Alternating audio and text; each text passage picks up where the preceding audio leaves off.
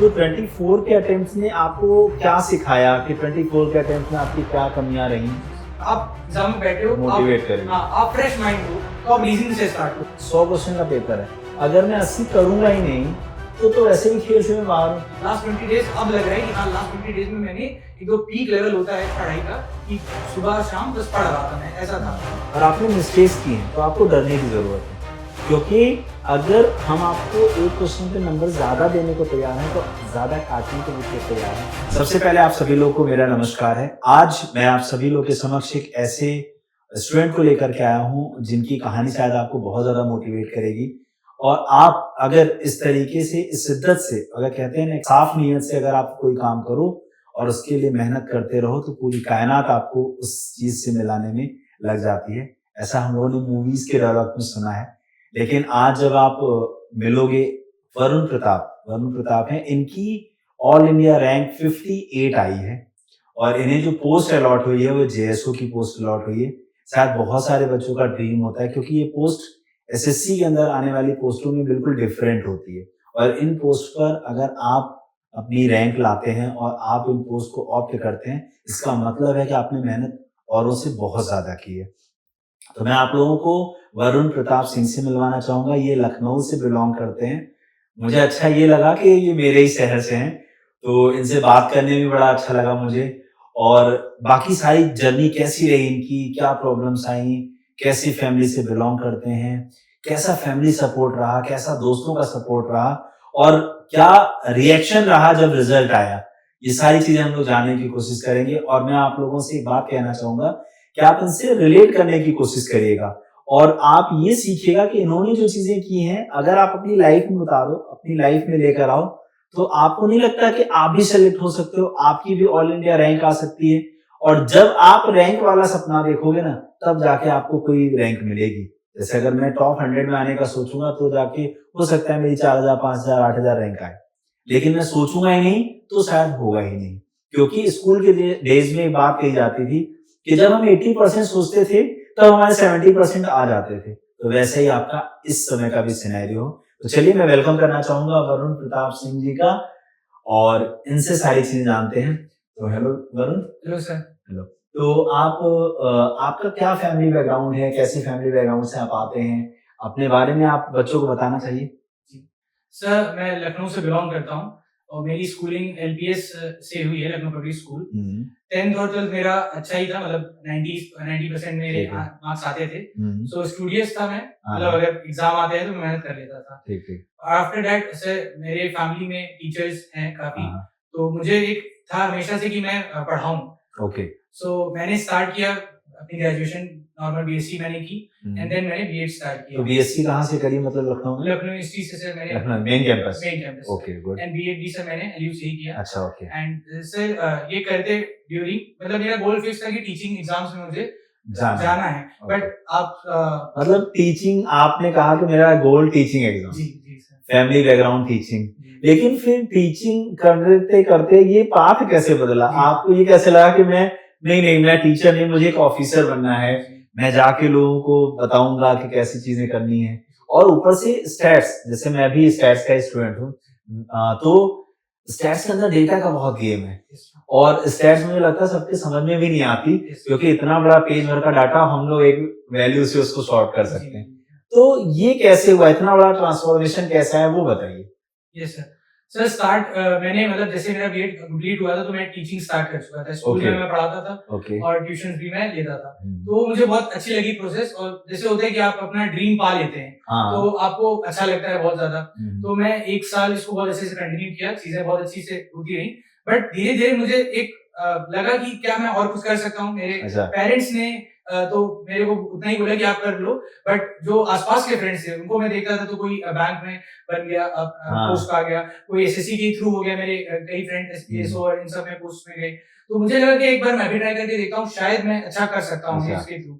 और एसएससी का ऐसा फॉर्मेट है कि कोई साइंस स्ट्रीम का स्टूडेंट होता है उसको लगता है यार ये तो हो ही जाएगा। हाँ सही बात। बट ये मैं अपनी जर्नी अगर कहूँ कि कॉम्पिटिटिव एग्जाम प्योरली स्टार्ट हुई है वो 23 के एंड में, दिसंबर में स्टार्ट हुई है। और वो 23 के एंड में स्टार्ट होने की भी क्या जर्नी, मतलब क्या स्टोरी रही जिसने, जैसे कहते हैं ना कि आज मैं कहीं दोस्त या किसी दोस्त की पार्टी में गया जी और वहां मुझे कोई ऐसा मिला या जिसने मुझे इतना मोटिवेट कर दिया, जी ऐसी क्या स्टोरी है इसके पीछे कि आपने अचानक से इतना चेंज लाया अपने अंदर? सर मतलब कह सकते हैं कि एक ही समय के टाइम में 1 मंथ के अराउंड बहुत सारी चीजें हुई। कुछ लोग मोटिवेट करते थे कि तुम कर सकते हो। अभी जैसे मेरे हाँ। सीनियर्स ही टीचर्स थे, तो वो भी कहते थे कि अभी लाइफ है, एक बार ट्राई करके आप देखो, जरूर कर लोगे।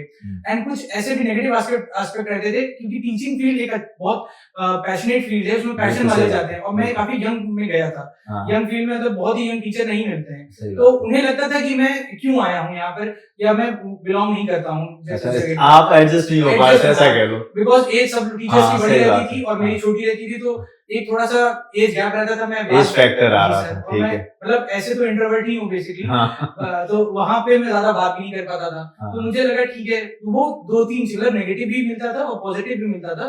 उसकी वजह से मैंने कहा एक बार ट्राई करते हैं। एंड फिर मैंने सर फेसबुक के ही थ्रू मैंने मॉक्स स्टार्ट कर दिए प्री देना। तो जब पहला प्री सीजल का मैंने दिया था मॉक, तो अराउंड 110 आए थे। सो मुझे लगा कि मैं कर सकता हूँ, ट्राई करता हूँ। एंड मैंने फिर सर उधर से प्रोसेस स्टार्ट की कि मतलब स्टार्ट मैंने कह सकते हैं बहुत नेगेटिव और पॉजिटिव कमेंट की वजह से ही किया। अच्छा, मुझे लगा एक बार करना चाहिए अच्छे से, एंड सर स्टार्ट किया मैंने इसके बाद। ओके। तो स्टार्ट किया, उसके बाद आपने 23 दिसंबर आपने बताया। Yes. तो इसका मतलब आपने 24 वाले अटेम्प्ट्स भी दिए होंगे। ये सर 24 का ओके। अटेम्प्ट किया। तो 24 के अटेम्प्ट्स ने आपको क्या सिखाया कि 24 के अटेम्प्ट्स में आपकी क्या कमियां रही, जी सर। जिसकी वजह से 24 में नहीं हुआ, और फिर जब 25 आपने दिया जिसमें इतनी नेगेटिव थी कि पता चला कि आप एग्जाम सेंटर में पहुंचोगे भी कि नहीं और एग्जाम सेंटर पे एग्जाम होगा भी कि नहीं, Yes, sir. इस नेगेटिविटी को कैसे टैकल किया Yes, sir. और पेपर कैसे दिया, ये बताइए।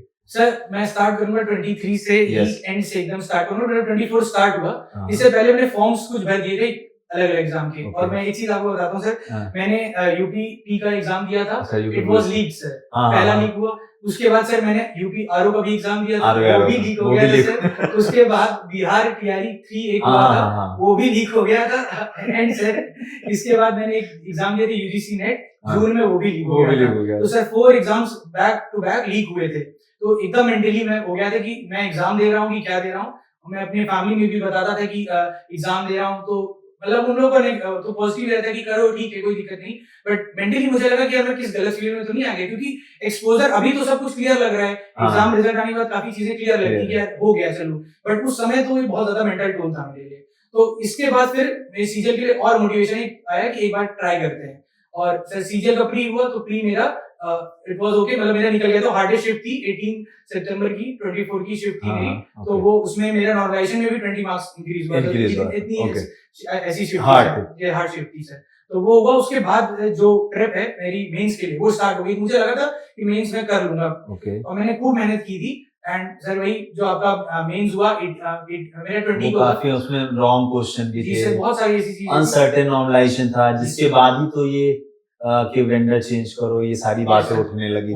20 क्वेश्चन के अराउंड रॉन्ग हुए थे, चेंज हुए थे। हाँ सर, तो वही जब रिजल्ट आया, तो क्योंकि फिर वही अवेयरनेस की कमी, तो मैं समझ ही नहीं पाई कि हुआ क्या। रिजल्ट आया वहां से कि इतना ज्यादा कुछ चेंज हो सकता है। जैसे स्टॉक मार्केट में बोलते हैं कि ग्राफ अप डाउन बहुत होता है, वैसा ही था कि इतने मार्क्स बढ़े घटे कि समझ ही नहीं आया।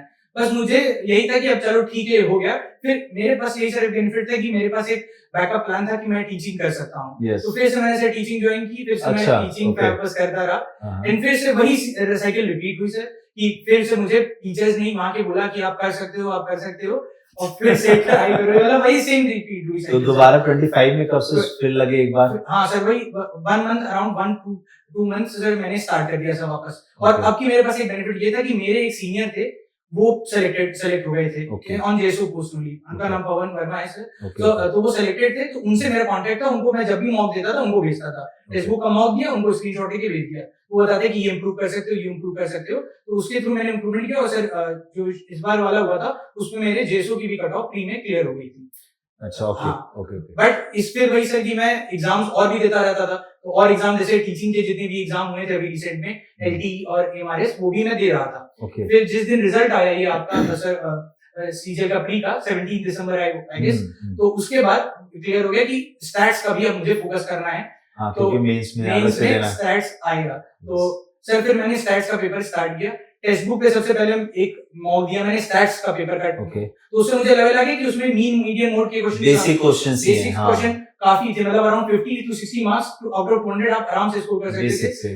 बट मेरा टारगेट था, क्योंकि जो पहले से थे वो, उन्होंने मुझे गाइड किया कि और आप ट्राई करो 120, 130, 140 तक इनफ, सेफर आप जाओ कि एक पोस्ट आपकी पक्की हो जाएगी कि भाई ये पोस्ट क्लियर है। और इस तो उन्होंने यही मुझे सजेस्ट किया, तो उसी के थ्रू में लास्ट 20 डेज में, मतलब लास्ट 20 डेज अब लग रहा है कि हाँ लास्ट 20 डेज में मैंने एक दो पीक लेवल होता है पढ़ाई का कि सुबह शाम बस पढ़ रहा था मैं, ऐसा था। तो वो लास्ट के 20 डेज में हो गया। तो वो स्टैट्स, क्योंकि नया सब्जेक्ट भी था, थोड़ा सा बड़ा इंटरेस्ट जगह की रेग्रेशन क्या है, अलग अलग टॉपिक्स क्या है, कोरिलेशन, यस है। तो वो लास्ट के 20 डेज में कह सकते हैं कि एक अच्छा पीक फॉर्मेट में गया, जिसकी वजह से ये फाइनली हो पाया।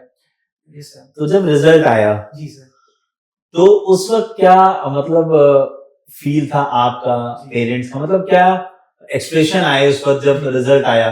पहला एक्सप्रेशन क्या था? सर फिर से 1-2 दिन पहले मैं जाऊंगा, सिर्फ 6 दिसंबर को सर, मेरा एफकेट का एसएसबी था सर, वाराणसी में था। और हाँ सर, और मैं स्क्रीन आउट हो गया पहले दिन, जिसको कहते हैं स्क्रीन आउट हो गया, स्क्रीन आउट हो गया मैं सर। और मैं बस से वापस आ रहा था घर, और मैं सोच रहा था यार मैं क्या कर रहा हूँ, कि मेरा मतलब इधर भी नहीं हो रहा, उधर भी नहीं हो रहा, क्योंकि रिजल्ट्स आ रहे थे, प्रीज में बहुत हो रहे थे मेरे, टीम बहुत, फाइनल में एकदम नहीं आ रहा था। और ये भी तब अच्छा, मतलब मुझे नहीं लगा कि बस से आते वक्त थोड़ा सा अजीब सा लग रहा था। दूसरे दिन तो चला ही गया, क्योंकि ट्रेवल करके आए थे। 8 तारीख को अराउंड 4:30 पर मैं टहलने गया था, थोड़ा सा वॉक करने गया था, और अकेले बैठा था, तभी रिजल्ट आया। मैंने चेक किया तो एकदम जैसे लगता है कि बस साइलेंट हो गया कुछ देर के लिए, बस अब हो गया, चलो ठीक है, कुछ हो गया।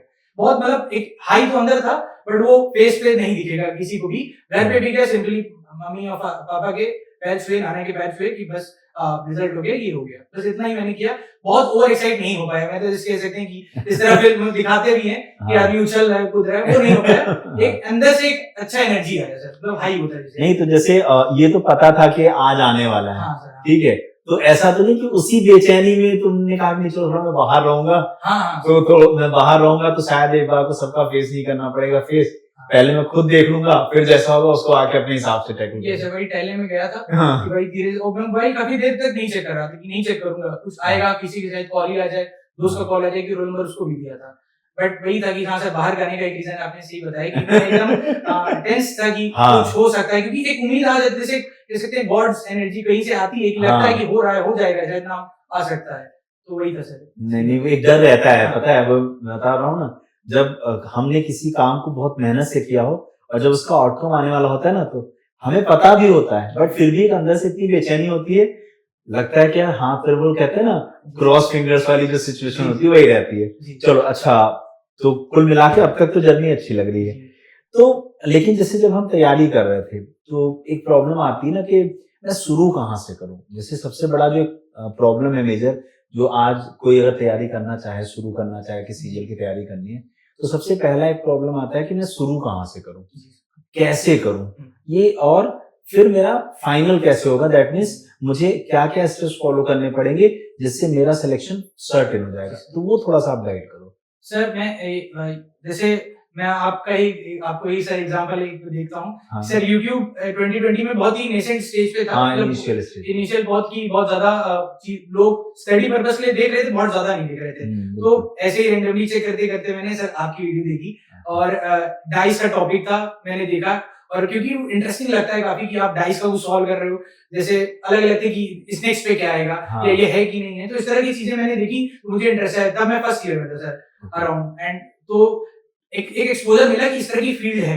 और धीरे धीरे सर स्टार्ट हुआ। बट वही है कि सर मैं ऑन एंड ऑफ रहा। पहली बात ये एक मैं अपनी मिस्टेक्स बता रहा हूँ कि मैं डिस्ट्रैक्ट, वही आप बताएंगे तो ज्यादा अच्छा रहेगा कि आप डायरेक्टली कैसे 1 ईयर, आपका अगर 1 ईयर प्लान या max to max 2 year plan, इससे ज्यादा प्लान मत रखें, क्योंकि इस टाइप के टाइम में आपको एक फाइनेंशियल बैकअप बहुत रिक्वायरमेंट होता है। तो अगर 1.5 ईयर्स मैक्स टू मैक्स आप मान के चलें, तो आपको प्रॉपर एक पर्सन कहीं से कि आप पूरी मेहनत कर डालें कि कोई पहले से उस जॉब में हो, कहीं ना कहीं वो जॉब में हो या उस फील्ड में हो, तो वो आपकी सबसे पहले मदद कर सकते हैं, क्योंकि उसके पास रिसोर्स होंगे। वो बताएगा कि आप कहाँ से मॉक्स लगाओ, कौन सी बुक्स लो, कौन से टीचर्स को फॉलो करो, वो आपको सबसे पहले हेल्प करेगा। तो एक कहीं ना कहीं आपको मेंटोर चाहिए। आपकी फैमिली मिल जाए बहुत अच्छा है, या तो आपके कोई रिलेटिव में कुछ कहीं से भी मिल जाए। सबसे जरूरी वही कि आप जो पोस्ट पे वर्क करने जा रहे हो या कहीं कोई एग्जाम करने जा रहे हो, तो आप एक पर्सन को लो, क्योंकि मेरे को वही बेनिफिट किया एक चीज। और इतना अगर वो लेट में इतना ना आता, शायद मैं पहले कहीं और अच्छे जगह पे जल्दी हो पाता, टाइम जो अभी ज्यादा लग गया वो ना होता। एक पर्सन आपने लिया, उसके बाद वो जो आपको बता रहे हैं आप अपने अकॉर्डिंग करिए। मॉक्स और फिर आप जाते हैं सेकंड चीज, एक आपने गाइडेंस लिया, वो तो आपको सिर्फ गाइड कर पाएंगे, अब आपकी मेहनत पे आ जाती है चीजें। तो आपने एक पहले मॉक लगाया, मॉक से आपको लग जाएगा कि क्या आइडिया, क्योंकि है तो ये ग्रेजुएट लेवल एग्जाम, बट इसमें तो आपको एक लेवल क्लियर हो जाएगी। मान लेते हैं कि प्री हमारा 200 का है, so if you are getting around 100 to 110, तो आप ये समझ लीजिए कि आप लेवल अप ग्रो कर सकते हो। अगर 80s में भी हैं तो भी कोई इशू नहीं है, आप ग्रो अप कर सकते हैं, क्योंकि आपको 4-5 महीने का गैप लेके अगर हम करें तो हम कर सकते हैं। वहां से आपको एक डायरेक्शन मिल जाएगी, किसी का मैथ्स स्ट्रांग होगा, किसी का रीजनिंग स्ट्रांग हो सकता है, इंग्लिश स्ट्रांग हो सकता है, जीएस होता है। जो स्ट्रांग है वो स्ट्रांगेस्ट बन जाए, और जो वीक है वो मतलब आपको परेशान ना करे। जैसे मेरे एग्जांपल है कि मेरा जीएस बहुत स्ट्रांग नहीं है, बट पिछली बार जब हुआ था प्री तो उतने मेरे अच्छे नहीं आए थे, अराउंड 10 मार्क्स आए थे, बट इस बार मेरे 25 आ गए, बिकॉज मैंने उतना क्लियर रखा कि मैं लिमिटेड क्वेश्चन करूंगा। पिछली बार मैंने सब में ही अराउंड 25 में मारा था, इसमें नहीं। फिर सर रीजनिंग जैसा एक सब्जेक्ट जो था सर, मुझे लगता था कि मैं कर लूंगा, लेकिन क्योंकि प्री में सर अभी तक जो पहले पैटर्न यही था कि 1 आवर आपके पास है और आपको स्टार्ट करना है, और एक जंप थ्योरी चलती है कि आप जीएस से चालू करो, इंग्लिश से चालू करो, रीजनिंग मैथ्स खत्म करो। बट मैंने क्या किया सर, मुझे ऐसा लगता था कि रीजनिंग आप एग्जाम में बैठे हो, आप फ्रेश माइंड हो, तो आप रीजनिंग से स्टार्ट करो। तो मैं रीजनिंग से स्टार्ट करता था, अराउंड 30 मिनट्स के अंदर मैं कर लेता था, और फिर मैथ्स को मैं आराम से टाइम देता था। तो ये मैंने मतलब प्री के लिए रखा। मेंस में भी फिर से आप वही पहला मॉक दोगे, आप 390 में देखोगे कि आप कहां स्टैंड करते हो। मोस्टली जैसे मैंने स्टार्ट किया था 24 में, तो 250 260 मार्क्स तक मेरे पहले बार में बने। तो मैंने देखी दिक्कत क्या आ रही है, फिर उसके अकॉर्डिंग मैं वर्क किया। मुझे समझ आया कि रीजनिंग मेरा एक अच्छा पॉइंट है कि मैं स्कोर कर सकता हूँ, और उसमें मेन चीज है कि आप टाइम कम कर लो। तो वो मैंने किया सर कि रीजनिंग में टाइम कम करके मैथ्स में थोड़ा सा आप टाइम ले सकते हैं, क्योंकि उसमें 1-2 क्वेश्चन आएंगे। इंग्लिश क्योंकि मैं सीबीएसई बैकग्राउंड से था सर, और टीचिंग करने से यही फायदा है सर, रीडिंग बहुत करनी होती है, कुछ ना कुछ आप रीड कर रहे हो, तो कॉम्प्रिहेंशन मेरा इजी अच्छा लगता था मुझे। तो मतलब जो 20 मार्क्स का पोर्शन था, तो उसमें मेरे कभी भी वो इजी हो गया सर। तो मतलब पहली बार में भी मेरे 127 थे, इस बार भी 131 के अराउंड ही मार्क्स बने थे मेरे इंग्लिश में। जीके सर सही क्वेश्चन आ गया। तो जीके में मुझे ये समझ आया कि लिमिटेड करना है, ज्यादा ट्राई नहीं करना है, ज्यादा गया तो मैं गड़बड़ हो जाऊंगा। तो हिट एंड ट्रायल को कम प्रेफरेंस दें, जैसा हम लोग हमेशा कहते हैं कि अगर आप किसी पे श्योर हो तो उससे ज्यादा, क्योंकि नेगेटिव मार्किंग है, और नेगेटिव मार्किंग में कई बार क्या होता है कि हमने सही किए होते हैं, लेकिन हमारी शिफ्ट इजी हुई तो हमें लॉस हो जाएगा। अगर हमारी शिफ्ट टफ है तो हमें बेनिफिट इसका मिलेगा, लेकिन इजी शिफ्ट में लॉस भी होता है। तो इसीलिए जितना आता है उतना ही करें। लेकिन एक प्रॉब्लम है ना, जैसे मान लो 100 क्वेश्चन का पेपर है, अगर मैं 80 करूंगा ही नहीं तो वैसे भी खेल से मैं बाहर हूँ। तो ये प्रेशर ये भी तो है कि मुझे इतने अटेम्प्ट करने ही पड़ेंगे। इसको कैसे एग्जामिनेशन हॉल में टैकल करें सर? यही कैसे किया आपने टैकल इसको? यस सर, ये तो मुझे क्लियर हो गया था मेरे फर्स्ट अटेम्प्ट से, क्योंकि 130 जब वो आजकल तो आंसर की से चेक हो जाता है कि मार्क्स कितने आ रहे हैं, तो 130 है, और मैंने ग्रुप्स में डाला तो लोगों ने कहा नहीं भाई 130 में कुछ नहीं होने वाला, तुम आराम करो। तो मेरा एक मंथ इसी में चला गया कि 130 से क्या ही होगा, लेकिन जब रिजल्ट आए तो वही मार्क्स 152 हो गए, मतलब अराउंड 22 मार्क्स बढ़ जाना नॉर्मलाइजेशन में। तो वो एकदम ही वो टफ शिफ्ट का ही टफ शिफ्ट थी सर वो। हाँ, तो ये चीज मैं आप लोग को देखो बहुत अच्छे से क्लियर कर दूं। लेकिन जब नॉर्मलाइजेशन का प्रोसेस अप्लाई होता है तो उसमें देखो, आप जब पेपर दे के आते हो आपको आइडिया लग जाता है, सब लोग बता देते हैं कि आपकी सिर्फ टफ आई थी, आसान, ये बात बहुत पहले क्लियर हो जाती है। तो अगर आपकी सिर्फ टफ आई है तो आप थोड़ा सा इंश्योर हो सकते हैं कि आपको 10 नंबर मिनिमम, 10 नंबर तक मैंने मार्किंग देखी नॉर्मलाइजेशन में बढ़ती है। तो 10 से लेकर के अब इसका अपर बार नहीं है कि कितना तक बढ़ जाएगा, लेकिन 10 नंबर तक आप प्लस कर सकते हो आपके रॉ मार्क्स जो बन रहे हैं, ठीक है।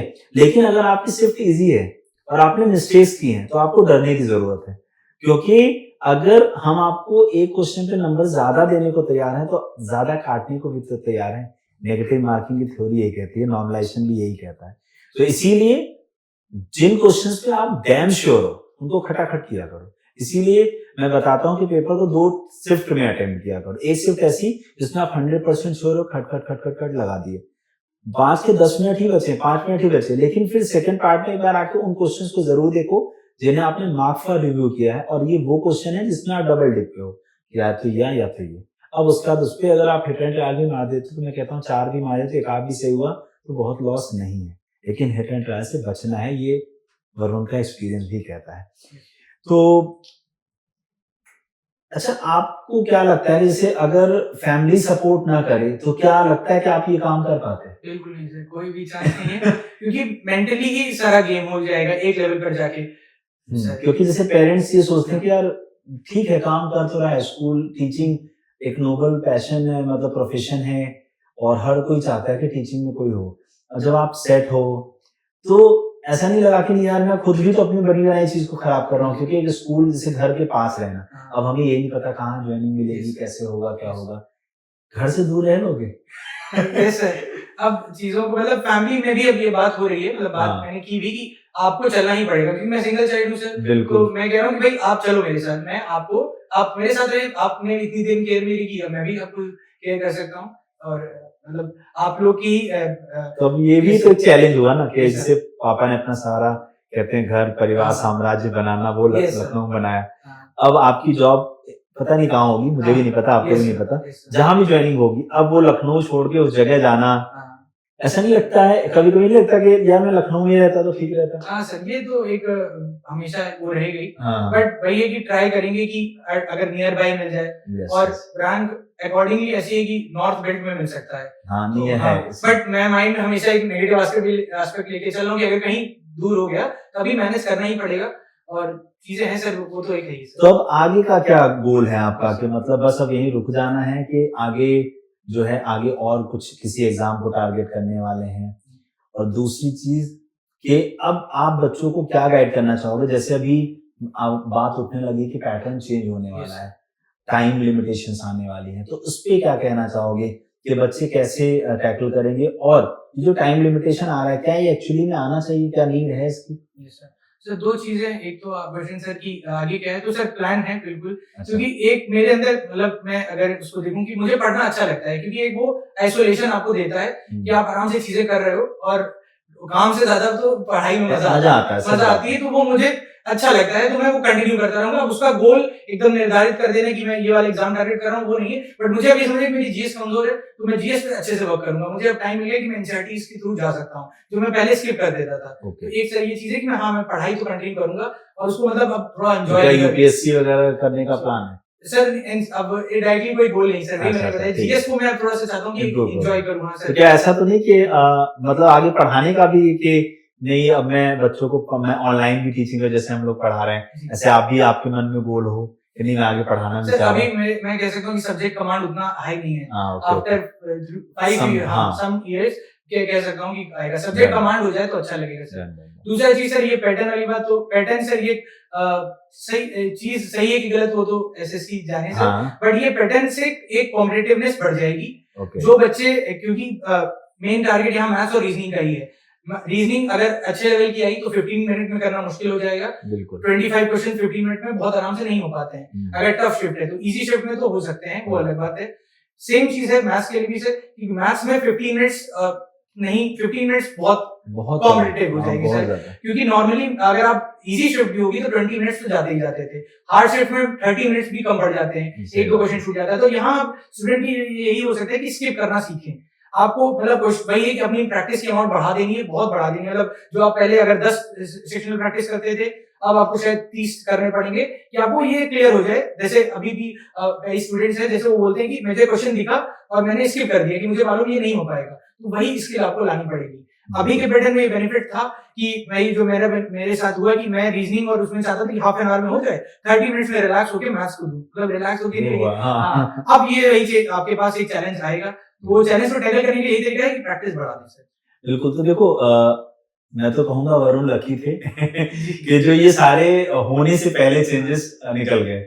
अच्छा, जो अभी ये स्लाइडिंग मैकेनिज्म लाई है एसएससी, इसके ऊपर आप क्या कहना चाहोगे, कि मतलब ये सही है, अच्छा है, या जैसे आपने उसमें अभी आपने फॉर्म अप्लाई किया, फिक्स्ड फ्लोट, ये सब, मतलब कहते हैं ना सिस्टम जो बहुत आसान था एसएससी का, कि आपने एग्जाम निकाला और उसके बाद आपकी ज्वाइनिंग हो जानी, उसको धीरे धीरे टफ किया जा रहा है। ये अच्छा लग रहा है, ये लग रहा है, नहीं ऐसा नहीं लग रहा कि ये और हर्डल्स बढ़ाते जा रहे हैं? जी सर, जब चेंजेस आते हैं तो बच्चा मतलब कितनी नोटिफिकेशन पढ़ेगा, कितनी रिलेशन में रखेगा, क्योंकि आपको अगर कहीं से इन्फॉर्मेशन चाहिए तो इन्फॉर्मेशन ओवरलोड होगा, और 5 वीडियो तो मिनिमम मैंने ही देखी कि स्लाइडिंग मैकेनिज्म होता क्या है, कि क्लियर है कि अगर मैंने फ्लोट कर दिया तो मेरी सीट तो नहीं चली जाएगी, तो इसीलिए थोड़ा सा तो वही है कि क्लैरिटी वो बढ़ाएं, और जो रिपीटर्स होते हैं नॉर्मली रिपीटर्स के लिए ही ये बनाए गए थे कि अगर मान लीजिए किसी ने जीएसटी इंस्पेक्टर पाया या कोई पोस्ट उसको मिली, वो वापस से वही पोस्ट मिल गई, तो वो वापस वो नहीं लेगा, तो कोई मतलब ही नहीं हुआ। एक तो तरह से बेनिफिशियल है, बट उसको थोड़ा सा और प्रॉपर करते, थोड़ा पहले बताते, एकदम चीजें अचानक मतलब बहुत सडन हो रहा, और ऊपर से फिर बहुत कम समय देना कि बस आपके पास 10 तारीख तक की डेडलाइन, 8 तारीख को आ रहा है, 2 दिन का समय है, स्लॉट बुक कर लीजिए। और खैर ये अगर इसको कहूँ तो ये सिस्टम अच्छा है, एक तरीके से ये वेटिंग लिस्ट देने जैसा ही कंसेप्ट है, बट फायदा इसमें उसके लिए है कि जिसकी रैंक अच्छी है और उसको हायर पोस्ट नहीं मिल पाई है ड्यू टू प्रेफरेंस, आपने जो प्रेफरेंस फॉर्म भरा था, तो इसमें बेनिफिट उसको मिल जाएगा। जिसने प्रेफरेंस बहुत लोअर पोस्ट को दिया था लेकिन उसकी रैंक अच्छी है, इसलिए उसको बेनिफिट मिल जाएगा। लेकिन बेनिफिट तब मिलेगा जब कोई सीट वेकेंट होगी, अगर वेकेंट ही नहीं होती है तो फिर कोई फायदा नहीं, फिर तो आपकी जो मिली है वही फिक्स है आपके लिए। तो ओवरऑल एक अच्छी जर्नी के साथ वरुण को उनके स्कूल के टीचर्स ने और उनके फैमिली मेंबर्स ने बहुत अच्छा सपोर्ट किया, और मैं तो आशा भी करता हूँ कि हर प्रिपरेशन करने वाले बच्चे को एक ऐसा एनवायरनमेंट मिले जो उसे हमेशा खुश रखे, क्योंकि तैयारी करने में ऑलरेडी बहुत स्ट्रेस होता है, बहुत ज्यादा टेंशन होती है, वो खाली उस बच्चे को पता होती है कि उसके मन में क्या बीत रहा है, उसके मन पे क्या चल रहा है, बाकी कोई नहीं जान सकता। और जिस दिन आप तैयारी शुरू करते हैं ना, उसी दिन आप डुअल फेस जर्नी शुरू कर देते हैं अपनी लाइफ की, क्योंकि आपके मन में क्या चल रहा है आप कभी एक्सप्रेस नहीं होने देते हो, और शायद यही आपको बहुत स्ट्रॉन्ग बनाती है।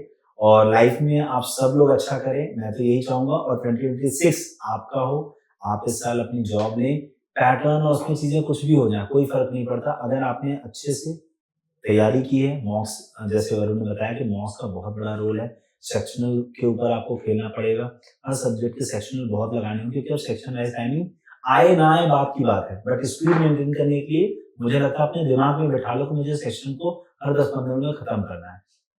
जब आप इस स्ट्रेटेजी से गेम शुरू करोगे तो डेफिनेटली आपका सिलेक्शन हो जाएगा। So all the very best. आप क्या कहना चाहोगे उन बच्चों को जो 2026 में देना चाह रहे हैं, कहाँ से पढ़ें, कैसे पढ़ें, जो भी आप बताना चाहें बिल्कुल बता सकते हैं बच्चों को। सर पहले तो मैं यही बताऊंगा कि सर टेक्स्ट बुक को आप बिल्कुल यूज करिए। फर्स्ट आपका यही मेन चीज होनी चाहिए कि टेक्स्ट बुक आप डाउनलोड करिए, एंड सारी आपकी प्रिपरेशन का जो गेम होना चाहिए वो टेक्स्ट बुक के अराउंड ही होना चाहिए। आप वहां पे टेस्ट देंगे, आप एनालाइज करेंगे, टेस्ट देंगे, एनालाइज करेंगे। जो सिलेबस वाला पार्ट है उसको आप जितना जल्दी कवर करें, बट सिलेबस ऐसा नहीं कि बहुत ज्यादा लेंदी है, आप उसको चाहें तो 2 to 3 मंथ्स में आराम से कंप्लीट कर सकते हैं, अगर आपका बेसिक अच्छा है तो। अगर बेसिक अच्छा नहीं देन आपको टाइम लग सकता है। बाकी प्रिपरेशन को, और एक जो मैंने पॉइंट बताया कि एक आपके पास गाइडेंस के लिए कोई होना चाहिए, एक वो जॉब में हो एटलीस्ट, तो वो आपको बहुत अच्छे से गाइड कर पाएंगे, और स्ट्रेटेजी आपकी क्लियर हो गई, देन आपके सारे मेहनत पे आता है। और टेक्स्ट बुक आप सबसे, मतलब मेरे लिए तो बहुत, क्योंकि मैं जॉब करता था, आता था तो बहुत थक जाता था, रेस्ट करता था और स्टार्ट हो जाता है टेक्स्ट बुक पे कि मैं आप मॉक लगाऊंगा, चेक करूंगा और भेज देता था उन सर को कि आप मुझे बताइए कैसे क्या करना है। तो यही स्ट्रेटेजी आपकी रहेगी, एक आप फिक्स करिए सिलेबस मॉक, इसी में आप घूमते रहेंगे तो आपका काम हो जाएगा। बिल्कुल बिल्कुल। तो चलो अच्छी बात है, वरुण से बात करके अच्छा लगा, और आप सभी लोग सेम चीज को फॉलो करिए, डेफिनेटली आप 2026 में एक गवर्नमेंट जॉब ले लोगे, चाहे वो सीजीएल की हो, चाहे एसएससी के थ्रू कोई भी हो, और एसएससी के अलावा भी कोई हो, हमें जॉब से मतलब है, क्योंकि जॉब हो तो पैसा है, पैसा है तो रॉब है, ठीक है, तो जॉब है तो रॉब है। तो चलिए ऑल द वेरी बेस्ट आप सभी लोग को। वरुण, आपसे बात करके बहुत अच्छा लगा, तो चलिए आप लोग नेक्स्ट वीडियो के अंदर मुलाकात करेंगे। आप लोग से अगर कुछ भी, आप लोगों को कुछ भी वरुण से पूछना हो तो आप इस वीडियो के नीचे कमेंट कर सकते हैं।